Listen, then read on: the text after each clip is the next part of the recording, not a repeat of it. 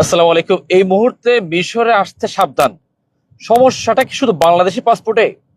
গতকালকে যখন আমি কায়রো ইন্টারন্যাশনাল এয়ারপোর্টে নেমেছি, আমার সাথে যে কজন বাংলাদেশি পাসপোর্ট হোল্ডার ছিলেন সবাইকে ইমিগ্রেশন অফিসার সিল না দিয়ে নিয়ে গিয়েছেন আরেক জায়গায়। আজকের ভিডিওটা খুবই গুরুত্বপূর্ণ, বিশেষ করে যারা বিদেশে আসতে ইচ্ছুক, বিশেষ করে মিশরে, ওনার জন্য অত্যন্ত গুরুত্বপূর্ণ। তো আমার সাথে আরো ছিলেন তিনজন। একজন ছিলেন আজহারের স্টুডেন্ট, ওনার কাছে আইডি কার্ড একামা সবই আছে। আর দুজন বাংলাদেশি, ওনাদের কাছে একামা আছে। সো ওই এই আমরা 4জনকে নিয়ে গিয়েছে আরেক জায়গায়। গোয়েন্দা বিভাগের একটা দপ্তর, যতটুকু বুঝতে পেরেছি। ওনারা জিজ্ঞেস করেছেন কোথায় আসছি, কি জন্য আসছি, এই তোগুলো উত্তর দেওয়ার পর আধা ঘন্টা পরে আমাদেরকে ওনারা পাসপোর্ট দিয়েছেন। এবং এই মুহূর্তে আমি আছি কায়রোতে। ঘটনা কি, মিশরে তো আমি এবার প্রথমবার আসিনি, অনেকবার আসছি।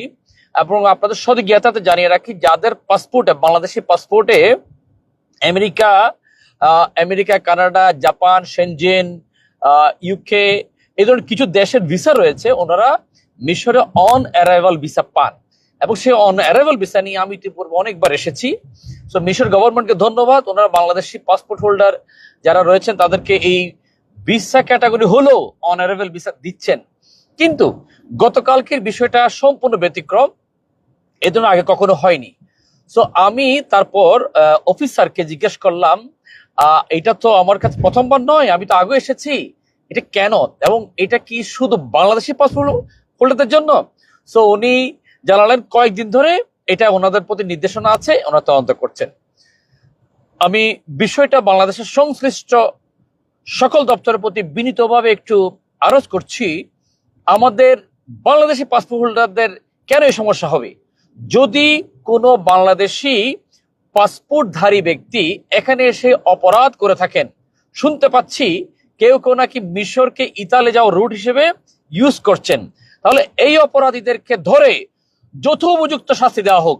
এদের পিছনে কারা কারা রয়েছে, এদের পিছনে রয়েছে, পুরো সিন্ডিকেটটাকে মুখোশ উন্মোচন করে দৃষ্টান্তমূলক শাস্তি দেওয়া হোক। এদের কারণে মিশর আজহারের শত শত শিক্ষার্থী যাদের বৈধ কাগজপত্র রয়েছে, মিশরে যারা ব্যবসা বাণিজ্য করছে, মিশরে যারা জব করছে, চাকরি করছে, প্রত্যেক নাগরিককে হয়রানি শিকার হতে হচ্ছে। এটা কেন? আমি ইতিমধ্যে শুনেছি বেশ কয়েকজন ভাই স্টিকার লাগানো ভিসা নিয়ে বাংলাদেশ থেকে এসেছেন, ওনাদেরকে নাকি এয়ারপোর্ট থেকে ফেরত পাঠানো হয়েছে। বিষয়টা অত্যন্ত দুঃখজনক। ইভেন এটাও শুনেছি গত কয়েকদিন আগে